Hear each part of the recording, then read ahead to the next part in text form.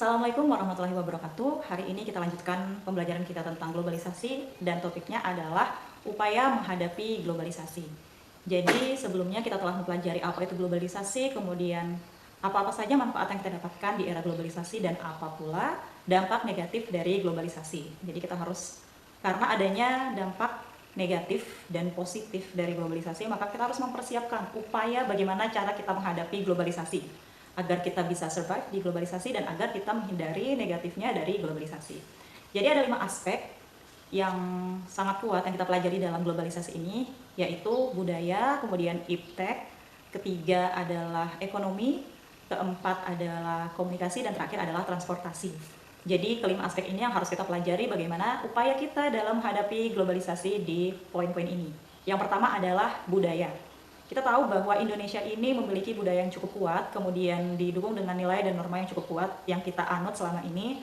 Kemudian karena adanya globalisasi, akhirnya banyak sekali budaya-budaya dari luar, entah budaya-budaya terkait seperti tari-tarian, pakaian, makanan, kemudian juga budaya-budaya bagaimana cara menjalankan kehidupan, norma dan nilainya. Maka kita harus pintar memilah dan memilih dari budaya-budaya yang kita pelajari atau kita lihat dari negara asing. Berarti upaya pertama adalah kita harus memilih dengan baik mana yang bisa kita manfaatkan. Apabila memang sesuai dan tidak bertolak belakang dengan budaya, nilai, dan norma yang ada di Indonesia, maka kita bisa memanfaatkannya. Namun apabila memang dia kontra, tidak sesuai, tidak baik bahkan, maka kita harus sungguh-sungguh dalam menolaknya. Kemudian selain menghindari dari dampak-dampak negatifnya, kita juga harus melakukan hal sama seperti yang kita alami pada saat kita mendapatkan budaya dari luar, yaitu kita juga harus bisa memberikan atau menampilkan budaya yang Indonesia miliki ke mancanegara. Ya, jadi tidak hanya berlangsung satu arah saja kita mendapatkan apa yang dari mereka, namun kita juga harus memberikan budaya atau memamerkan budaya dari negeri kita ke negara luar. Contohnya misalnya kita punya tari Aceh, tari Saman itu. Nah, tari Saman itu kan cukup terkenal sebenarnya di negara luar. Banyak sekali pertandingan-pertandingan internasional tentang tari-tarian, dan tari Saman ini memenangkan lomba-lomba tersebut di luar negeri. Itu menunjukkan bahwa kita sedang memamerkan, kita sedang menunjukkan salah satu budaya Indonesia ke mancanegara.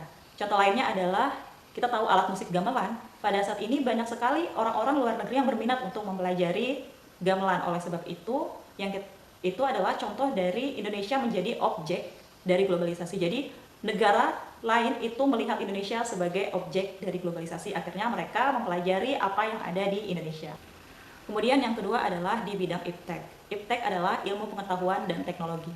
Kita tahu bahwa di era globalisasi ini bagaimana sangat berkembangnya ilmu pengetahuan dan teknologi. Karena adanya banyak penelitian, kemudian karena banyaknya media-media yang bisa menyalurkan informasi, banyaknya tempat kita bisa mempelajari terkait dengan ilmu pengetahuan dan teknologi, maka bidang ini sangat pesat sekali tumbuhnya di era globalisasi. Dan upaya yang harus kita lakukan adalah kita jangan tertinggal dengan kemajuan iptek dari negara luar. Jadi yang harus kita lakukan adalah kita harus mengikuti bagaimana perkembangan iptek, kita harus mempelajari, setidaknya kita memiliki cukup antusias untuk perkembangan ilmu pengetahuan dan teknologi. Saya tidak berbicara bahwa kita harus mengetahui segala macam ilmu pengetahuan dan teknologi, setidaknya apa yang menjadi concern kita, apa yang menjadi kesukaan kita, maka kita bisa concern di situ. Jadi misalnya kalian suka olahraga, kemudian sekarang ilmu pengetahuan dan teknologi tentang olahraga itu sangat pesat. Jadi kita tidak hanya mempelajari bagaimana cara pemanasan, tapi kita juga mempelajari bagaimana cara menjaga kebugaran tubuh dengan pengaturan pola makan. Dan pengaturan pola makan itu kan juga sudah didukung dengan teknologi dan ilmu pengetahuan pada saat ini. Bagaimana kita bisa membagi makan siang, malam, dan segala macamnya, snacknya seperti apa, takarannya seperti apa. Itu kan berarti ada sebuah ilmu yang awalnya kita pandang sebagai hal-hal yang biasa saja, ternyata karena adanya ilmu pengetahuan dan teknologi, ilmu tersebut berkembang dengan pesat. Oleh sebab itu yang harus kita lakukan adalah kita harus terus belajar, mengembangkan diri kita, concern kita terkait dengan ilmu pengetahuan dan teknologi itu di mana, maka disitulah kita harus mengembangkan diri kita. Kemudian yang ketiga adalah di bidang ekonomi. Ya, sebelumnya kita telah mempelajari bahwa bidang ekonomi di era globalisasi ini cukup kuat karena globalisasi ini terjadi banyak tujuannya adalah di sektor ekonomi. Orang-orang kenapa sangat giat melakukan industrialisasi, sangat kuat melakukan peningkatan teknologi di komunikasi, tujuannya adalah karena atas dasar ekonomi karena ingin mendapatkan penghasilan yang lebih besar. Bagaimana cara kita untuk bagaimana upaya kita untuk menghadapi globalisasi di era ekonomi? Sama dengan sebelumnya, kita harus memperkuat SDM kita. Kita harus belajar dengan baik di mana bidang kita harus belajar dengan baik. Apabila memang bidang kita A, maka kita harus concern dengan baik di bidang A. Kita harus mempelajari bagaimana ilmu dan teknologi yang mendukung di concern A itu, maka kita harus belajar dengan baik agar kita pun juga bisa mendapatkan manfaat dari globalisasi ini di bidang ekonomi. Kemudian yang berikutnya adalah komunikasi. Ya, kita tahu bahwa komunikasi di era globalisasi ini seperti tidak terbatas.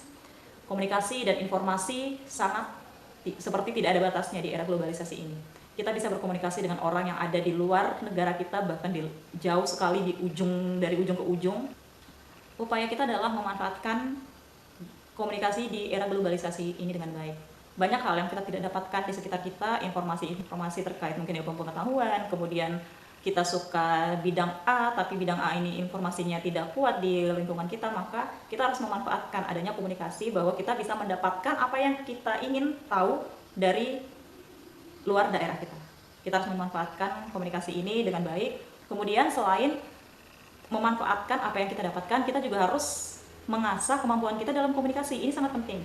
Jadi banyak orang hanya memanfaatkannya itu secara satu arah, hanya menerima apa yang disampaikan orang lain, suka mendengar YouTuber karena cara berbicaranya bagus, akhirnya kita menonton. Nah, banyak orang yang lupa bahwa kita juga harus mengasah komunikasi kita sebagai penonton, kita sebagai orang yang terlibat dalam globalisasi ini juga harus bisa berkomunikasi dengan baik. Seperti orang-orang yang kita contoh, seperti orang-orang yang kita lihat di media-media sosial atau segala macamnya. Jadi salah satu upayanya intinya adalah kita harus belajar bagaimana berkomunikasi dengan baik. Berkomunikasi dengan baik itu berarti kita belajar bagaimana cara bertutur kata dengan baik. Kita harus menempatkan bagaimana pada saat kita berbicara di sini di A, kemudian pada saat kita harus berbicara di kondisi lain kita harus berbicara seperti ini, kemudian kita harus mempelajari bahasa asing terutama bahasa Inggris. Kemudian kita pada saat ini pun juga sudah banyak orang yang mempelajari bahasa-bahasa Asia Timur seperti bahasa Jepang, bahasa Korea dan Cina karena ketiga negara ini juga cukup kuat pengaruhnya di era globalisasi, maka banyak orang yang mempelajari bahasa-bahasa tersebut. Jadi kita harus belajar bagaimana cara berkomunikasi dengan baik. Kemudian yang terakhir adalah transportasi.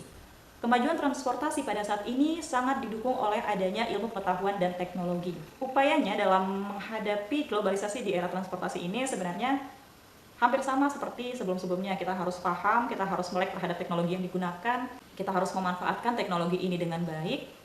Jangan sampai teknologi ini sudah ada namun kita tidak memanfaatkannya untuk memudahkan kehidupan kita. Dan yang terakhir, mungkin ini mengarah pada kita menghindari dampak negatifnya. Kita harus memanfaatkan teknologi dari transportasi ini sesuai dengan kebutuhan. Jangan sampai kita terlalu berlebihan dalam memanfaatkan transportasi sehingga efek lingkungan yang ditimbulkan juga sangat luar biasa. Karena mungkin kita merasa bahwa yang dihasilkan atau limbah yang dihasilkan atau emisi yang dihasilkan dari transportasi itu tidak terlalu berdampak, padahal sesungguhnya itu sangat berdampak bagi kesehatan pernapasan manusia. Kemudian itu juga bisa membuat udara tidak lagi bersih. Kemudian emisi ini adalah salah satu dari penyebab pemanasan global. Jadi kita harus memanfaatkannya dengan baik dan juga sesuai dengan kebutuhan. Oke, tadi kita telah mempelajari bagaimana cara atau upaya kita menghadapi globalisasi di 5 aspek. Secara garis besarnya, saya akan menyampaikan kesimpulannya di sini. Dan ini adalah sebagian besar penyampaian dari YouTube yang saya nonton, disampaikan oleh Dr. Anda Evi Fitriani, MA PhD, salah satu dosen FISIP Hubungan Internasional Universitas Indonesia. Jadi upaya yang harus kita lakukan dalam menghadapi era globalisasi ini adalah kita harus bersikap positif. Positif di sini adalah open-minded terhadap globalisasi. Karena banyak sekali orang yang merasa bahwa globalisasi ini hanya tentang dampak buruknya saja. Padahal ada banyak hal yang bisa kita pelajari dari globalisasi ini. Dan kita tidak bisa menghindar dari globalisasi karena kita pun sedang terlibat dalam globalisasi.